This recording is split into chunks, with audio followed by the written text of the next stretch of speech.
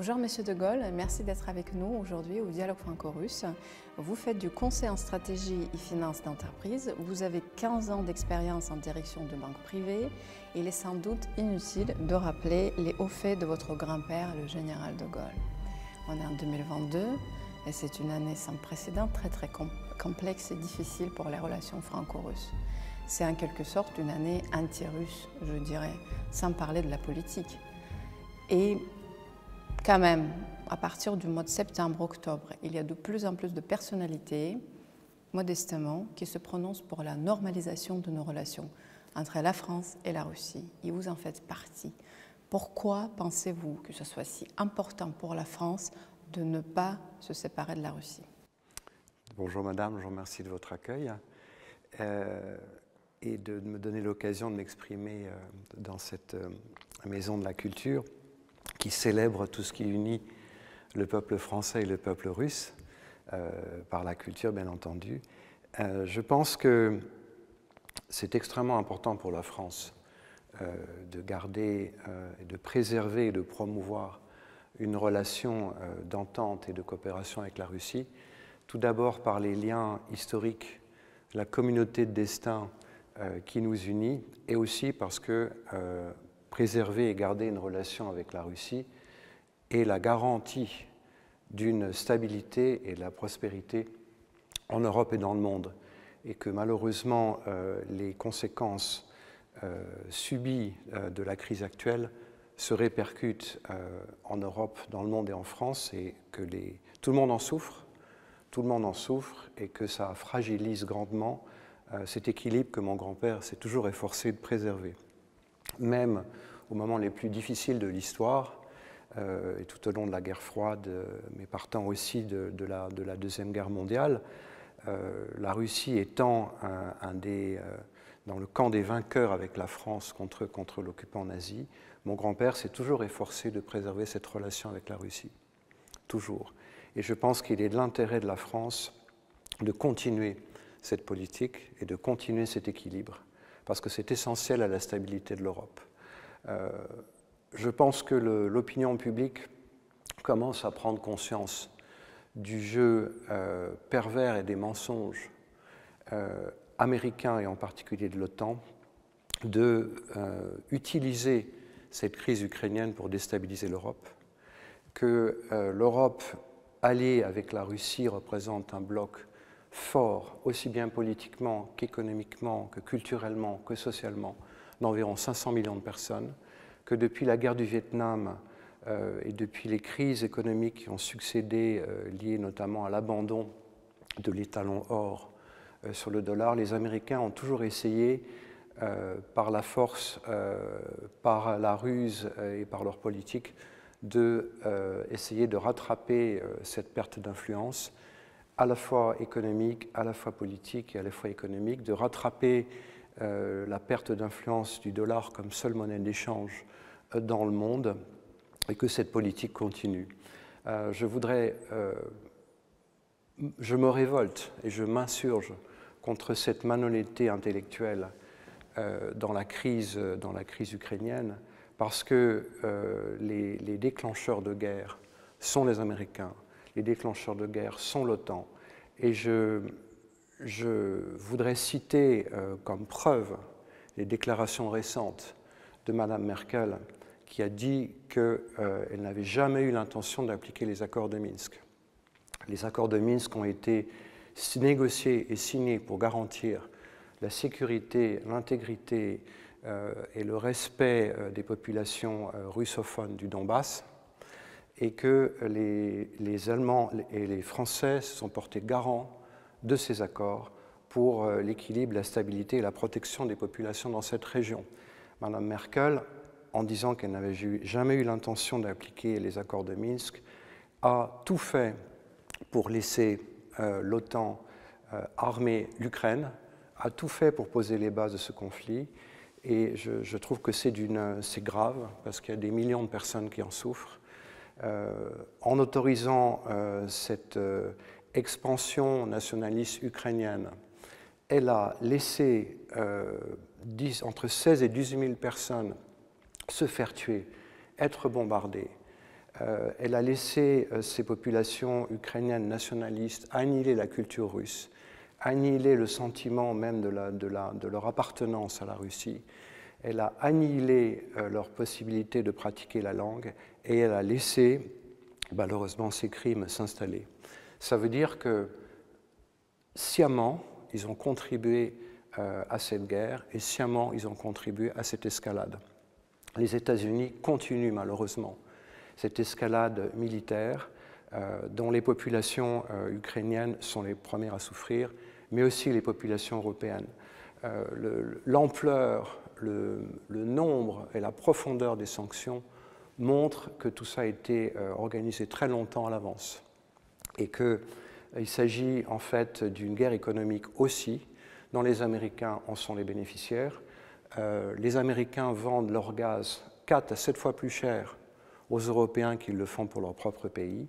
Et malheureusement, chacun dans son quotidien en souffre en Europe, parce que tout cela provoque une crise économique et financière qui est absolument sans précédent. Et ma foi, on vous dira, mais c'est la faute des Russes. Très bien, mais les Russes se défendent. Parce que 11 000 sanctions qui ont été prononcées contre elles, plus un 9e train encore de sanctions qui a été décidé hier, eh bien, ma foi, c'est tout à fait légitime et normal que les Russes se défendent. On est dans le modèle, je dirais, actuel, les qualités fondamentales du patriotisme, de l'amour de la patrie et de la défense du peuple sont considérées comme anormales. Je pense que c'est très grave. Et encore une fois, je suis heureux qu'un certain nombre de personnalités politiques du monde intellectuel, du monde économique et des élites reviennent à des considérations d'équilibre, reviennent à une certaine logique et reviennent à ce qui a toujours fait l'historique des relations entre la France et la Russie, c'est-à-dire préserver cet équilibre, préserver l'entente, préserver la coopération, préserver le dialogue des civilisations. Et je pense à l'approche de Noël, à tout ce qui nous unit pour le futur et pour notre communauté de destin. Donc pour moi, cette nécessité, cet impératif de garder une bonne relation avec la Russie, et bien, ma foi, c'est non seulement parfaitement légitime, mais c'est aussi un devoir pour l'Europe et la stabilité dans le monde et en Europe. Exactement, puisque vous parlez de la stabilité, nous, au Dialogue franco-russe, on parle beaucoup de souverainisme, de souveraineté des États. Cette fameuse formule du général de Gaulle, l'Europe des nations, n'existe plus, n'existe pas. Comment peut-on construire une relation internationale indépendante dans le monde globalisé d'aujourd'hui? Alors en ce qui concerne l'Europe, mon grand-père était effectivement partisan d'une Europe des nations, c'est-à-dire où chaque pays coopérait en vue d'une Union européenne, à la fois économiquement et politiquement, mais aussi avec une certaine autonomie évidemment politique et de décision. On se trouve dans un système où il s'agit d'une technocratie qui impose des directives qui doivent être appliquées dans chacun des États membres, une technocratie qui est malheureusement extrêmement corrompue. On parle plus maintenant à l'époque, mais lorsque la présidente de la Commission européenne avait été nommée, elle a quand même laissé derrière elle une ardoise d'environ 100 millions d'euros de frais inexpliqués en ce qui concerne l'emploi de consultants extérieurs, de cabinets de conseil lorsqu'elle était ministre de la Défense. Ces questions sont passées sous silence. On a parlé beaucoup aussi des liens qui unissaient la présidente de la Commission européenne avec les industries pharmaceutiques. Je rappelle que son fils travaille pour une entreprise de biotechnologie américaine et que récemment, en ce qui concerne les liens entre Mme von der Leyen et le PDG de Pfizer, par 2 fois le PDG de Pfizer a été appelé à témoigner et se prononcer devant la Commission européenne, par 2 fois il a refusé. J'aimerais bien qu'il y ait un peu plus d'honnêteté et de transparence au niveau de la Commission européenne qui édicte certaines lois, qui sont des gens qui ne sont pas élus, qui n'ont en aucun cas le respect de la parole donnée. C'est malheureusement le mal des dirigeants européens d'aujourd'hui. J'aimerais bien qu'il y ait un peu plus de transparence. Récemment, on a vu dans l'affaire du Qatar des valises de billets qui s'étaient étrangement retrouvées au domicile d'une des présidentes de la Commission européenne. Donc, au moment où on est dans une crise majeure, une crise politique, une crise économique, encore une fois parfaitement voulue et orchestrée à dessein par les Américains et par l'OTAN, je voudrais encore une fois un peu plus de transparence et d'honnêteté dans le dialogue, et surtout le respect de la parole donnée. Encore une fois, si l'Allemagne, si la France, si l'OSCE, qui s'était porté garant des accords de Minsk, avaient respecté leurs paroles, nous n'en serions pas dans la situation actuelle. Le général voulait toujours poursuivre, et vous venez de le dire, la relation avec la Russie à toute époque. Et dans ses mémoires de guerre, justement hier, avant notre rencontre, je lisais les extraits de son voyage en Russie en 1944, quand elle a rencontré Staline. Et je me permets donc de citer: je notais à quel point le fait que la Russie et la France s'étaient séparées l'une de l'autre avait influé sur le déchaînement des ambitions germaniques. Face au danger germanique, l'action commune de la Russie et de la France était dans la nature des choses. Le général considérait la relation franco-russe naturelle. Il le répète à plusieurs reprises dans différents extraits de ses mémoires. J'ai envie de vous demander, est-ce que vous pensez que le gaullisme actuellement est encore vivant en France? Qui sont ces politiques, peut-être à votre avis, si vous pouvez les nommer ou pas, ou comme justement comme l'héritage du général? Écoutez, je ne vais pas prendre parti pour un homme politique en particulier en France, si ce n'est que je suis contre la politique qui est pratiquée actuellement par le président de la République et son gouvernement, notamment en ce qui concerne la relation avec la Russie. Je pense que, comme j'ai dit souvent dans des interviews, on ne fait pas du en même temps avec des pays aussi forts, aussi entiers, aussi importants que la Russie, que la Chine ou quand même l'Algérie. C'est ne pas comprendre la culture russe, c'est ne pas comprendre la mentalité, c'est ne pas aussi respecter toute l'historique, toute l'ancienneté, toute la proximité des relations que l'on a eues avec la Russie. Quant au gaullisme, eh bien, c'est un héritage, c'est un exemple, c'est la capacité à, en toute chose, promouvoir la grandeur de la France, de la nation et du pays, qui sont des valeurs normales et fondamentales, qui sont malheureusement décriées aujourd'hui. Votre président, justement, avait lancé une émission, je crois que ça s'appelait Valeurs essentielles ou réalités essentielles, vis-à-vis de la jeunesse russe, où on en aurait la patrie, le lever du drapeau et les valeurs patriotiques et d'amour de la nation. Ben, c'est tout à fait normal, j'ai été élevé dans cet environnement. Dans beaucoup de pays comme l'Algérie, comme la Chine, comme le Royaume-Uni, les États-Unis, ben on célèbre la levée des couleurs, le drapeau, l'amour de la patrie, c'est tout à fait normal. Et maintenant, c'est érigé en anormalité par un système qui tend à déconstruire les valeurs essentielles qui sont la famille, la tradition et la religion. Et heureusement, dans votre pays, le président Poutine maintient ces valeurs. Et j'aimerais bien qu'en France, il y ait un leader politique qui fasse la promotion de ces valeurs et de la grandeur de la France. L'héritage du général de Gaulle, c'est effectivement une certaine idée de la France présente sur la scène internationale, mais aussi la France qui se donne les moyens de sa politique. C'est aussi l'héritage d'un leader charismatique avec une vision, une véritable stratégie et une légitimité républicaine. Je pense que développer une relation à l'international de façon indépendante, c'est avoir évidemment les moyens de sa politique, mais avoir aussi toute cette perspective d'anticipation, de décision, c'est avoir une stratégie claire, c'est avoir une vision claire, c'est avoir des messages francs, des messages précis, une véritable stratégie pour les Français et pour le peuple que ces leaders représentent, puisqu'ils sont au service du peuple, ils sont au service de la nation, ils sont au service de la patrie. Et ils doivent en toute chose promouvoir et porter les valeurs de leur pays. Malheureusement, je ne vois pas de figure émergente en France qui reprennent ce flambeau. Mais mon grand-père a œuvré toute sa vie pour la grandeur de la France. Il a aussi laissé un héritage, et cet héritage est entre les mains des Français. Il est écrit par l'histoire, et il nous appartient à chacun de continuer cette œuvre et de reprendre le flambeau. La société en France est fractionnée par rapport à la situation et au conflit en Ukraine. Il y a une catégorie de gens qui pensent que de toute façon, peu importe ce qu'il fait la Russie, ils sont contre parce qu'ils le considèrent comme une dictature, un pays qui n'a rien à voir avec les valeurs démocratiques de l'Europe. Il y a une autre catégorie qui pense que finalement les intérêts économiques de la France ne sont pas en Ukraine, ils ne sont pas liés avec ce conflit-là. Ou il y a ceux qui, je pense, qui sont assez indifférents par rapport au conflit.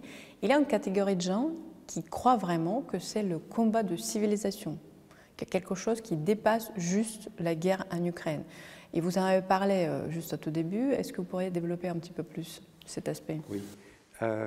Alors, ce conflit a des répercussions dans le monde et dans l'Europe. Ça a provoqué, par la volonté des Américains de l'OTAN et largement entretenue par la Commission européenne, une crise fondamentale et majeure qui touche le quotidien de tous.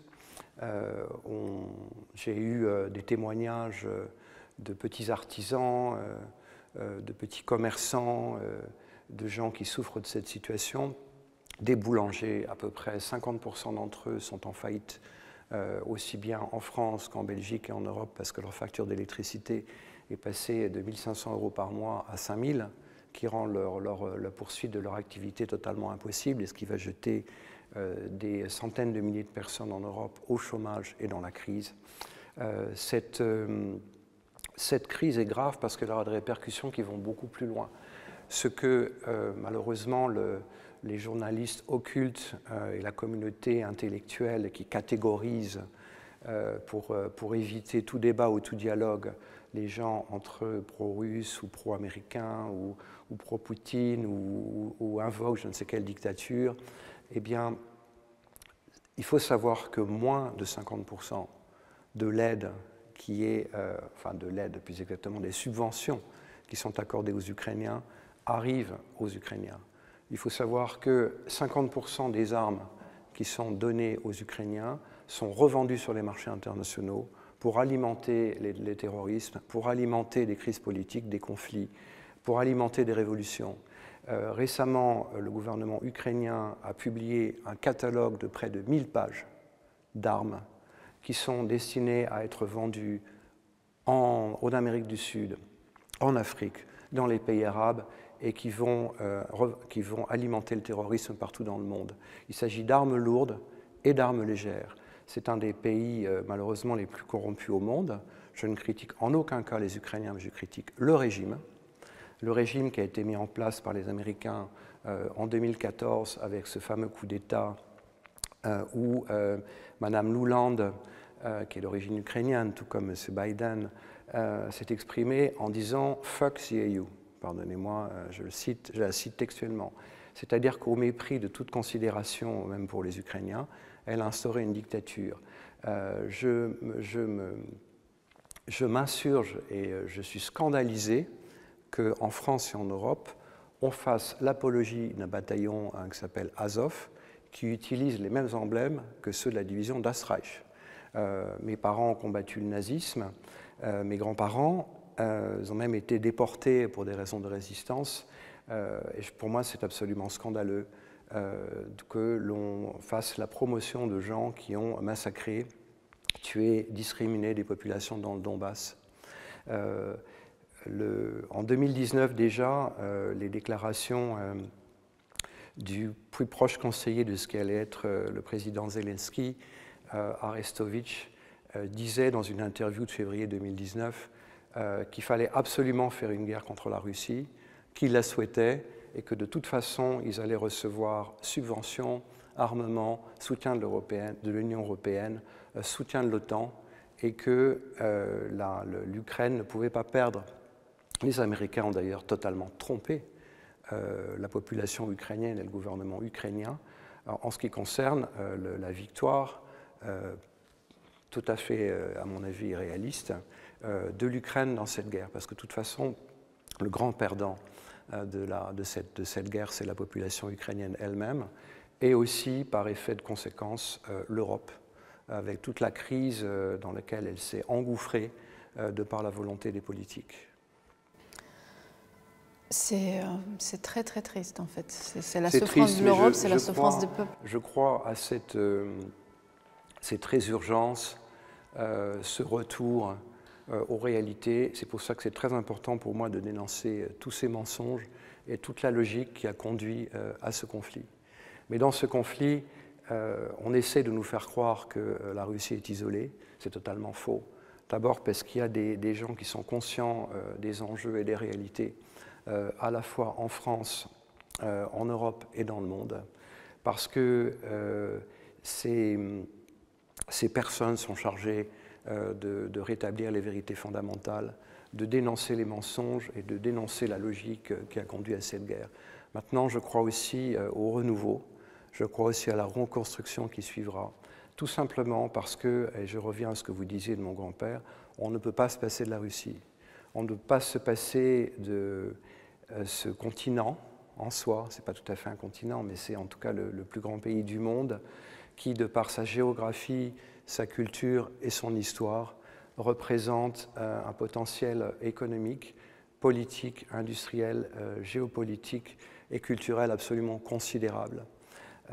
La Russie, dans cette crise, tire parti, à mon avis à juste titre, d'une réorientation des centres d'intérêt politiques, économiques et financiers vers l'Est, et sera un des arbitres de ce qu'on appelle l'Eurasie, c'est-à-dire un continent fantastique qui réunit à la fois l'Europe et l'Asie, et qui verra émerger des nouveaux centres de décision. Malheureusement, l'Europe va rater le train de cette opportunité qui est absolument fantastique, sachant que l'Eurasie est un continent qui se suffit à lui-même. Alors, je voudrais aussi dénoncer dans ce régime des sanctions l'hypocrisie, puisqu'on continue à acheter du pétrole russe, évidemment on ne peut pas s'en passer, on continue à acheter du gaz russe, on continue à acheter des métaux industriels, 60% des métaux industriels sur les marchés mondiaux sont, je dirais, dominés par la Russie, on continue à acheter de l'uranium, et les Américains aussi, on continue à fournir, à acheter des aimants pour les réacteurs nucléaires de nouvelle génération, et heureusement on continue dans ce qui nous unit, c'est-à-dire l'art, les destins communs, l'historique et tout ce qui fait la communauté scientifique, tout ce qui fait les échanges de la communauté intellectuelle. La Station spatiale internationale se poursuit grâce à cette coopération qui va au-delà de ce conflit. Et c'est ce qui nous unit et c'est ce qu'il faut absolument continuer. Justement, il y a encore des choses qui nous unissent, et c'est notamment la culture. À la veille des célébrations de Noël, les Français vont célébrer Noël un petit peu plus assez rapidement, c'est-à-dire avant Noël russe orthodoxe qu'on va célébrer le 7 janvier. Et justement, au Dialogue franco-russe, comme on croit à nos liens historiques et culturels très très forts, on organise un concert de Noël le 22 décembre prochain. Et est-ce que c'est que la culture qui nous reste en ce moment, qui nous unit? Il y a beaucoup d'autres choses qui nous unissent, hein, je vous le disais, et c'est ce que soulignait mon grand-père, que la France et la Russie étaient toutes les deux filles de l'Europe, avaient des origines communes et étaient liées par une communauté de destin et d'intérêt. Ça va bien au-delà de la culture. Ceci étant, la culture et les échanges économiques, c'est ce qui rapproche les nations, c'est ce qui nous unit et c'est ce qui reste au-delà des conflits et des divergences d'intérêts.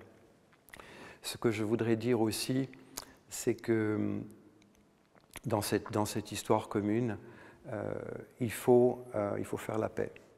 Il faut faire la paix, et la paix est inévitable. La paix succède à tout conflit. C'est la paix qui relie les hommes.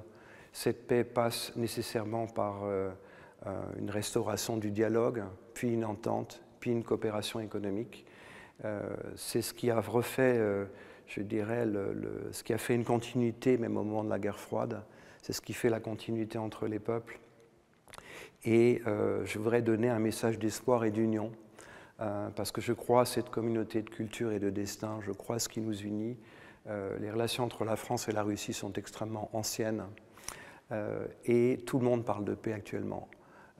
J'ai été un des premiers à dénoncer les mensonges, l'injustice et la spoliation dont votre peuple fait l'objet, que je trouve absolument scandaleux, parce qu'on ne peut pas punir une nation, on ne peut pas punir un peuple pour des raisons de crise, sachant que c'est contraire non seulement aux libertés fondamentales, c'est contraire au droit international et c'est une très grande injustice.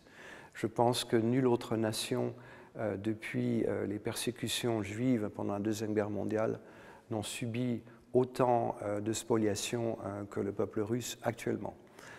Pour moi, ça me choque, c'est une grande injustice.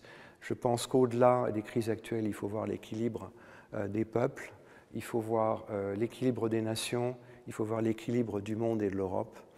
Bien évidemment, la culture, c'est une des voies, je dirais, préférées et universelles pour rapprocher nos deux peuples. Je pense que ce qui nous unit, c'est aussi notre histoire commune. Et ce qui nous unit, c'est le reste, comment vous dire, l'amour, l'immense considération que je porte, que ma famille porte, à la richesse de la culture russe, à la richesse du monde russe. Récemment, un prix Nobel de physique disait on veut détruire la culture russe, mais comment peut-on détruire un pays qui est responsable de plus de la moitié des découvertes fondamentales en chimie, en physique et en mathématiques. Vous êtes un grand pays, vous êtes un pays qui a une histoire fantastique et malheureusement le modèle néolibéral inspiré des Américains vise à détruire quelque chose de bien plus fondamental que gérer un équilibre économique et politique, mais aussi vise à détruire toute une culture. Et comme je vous l'indiquais, on sape les fondements, on sape la conscience d'un peuple parce qu'on veut détruire les deux piliers de la civilisation qui sont la religion et la foi, pour le remplacer par une culture du court terme, de la satisfaction personnelle. On s'attaque aux fondamentaux, voire même de l'éducation. Et je pense que c'est quelque chose de grave et il faut garder ces remparts et c'est ce qui nous unit traditionnellement depuis longtemps avec la culture russe. C'est cette notion, je dirais, comment dire, un petit peu irrationnelle, un petit peu folle que Dostoïevski décrivait très bien. Et c'est ce qui fait la foi, en fait. La foi, c'est un des piliers de la Russie. Et je crois que Dostoïevski le citait, nul ne peut arracher aux Russes sa foi si ce n'est lui-même. C'est ça qui fait votre force et votre cohésion. C'est ce qui fait aussi la force des Français, c'est ce qui fait la force de chaque nation, de chaque pays européen, tout comme la notion de patriotisme, d'amour de la nation, la famille et la religion, qui sont malheureusement des valeurs qu'on tend à vouloir détruire pour mieux réduire la capacité des peuples, des individus à s'émanciper, qui visent à détruire leur intégrité et donc à mieux les manipuler, parce que ça aboutit à une perte de repères. Merci beaucoup, Monsieur de Gaulle, pour ce message d'espoir. On va poursuivre nos actions dans les années qui viennent, je dis bien des années qui viennent, parce qu'on aura besoin de ces relations fortes, stratégiques et cordiales entre la Russie et la France. Et parce que le dialogue ne doit jamais cesser. Merci beaucoup. Sachez en tout cas que vous n'êtes pas seul. Il y a beaucoup de gens dans le monde, encore une fois, 2/3 de la population mondiale en France et en Europe qui sont avec vous et qui continueront ce travail avec vous, et vous pourrez compter sur mon soutien et ma coopération pour poursuivre cette reconstruction dans l'espoir et dans le renouveau. Merci madame.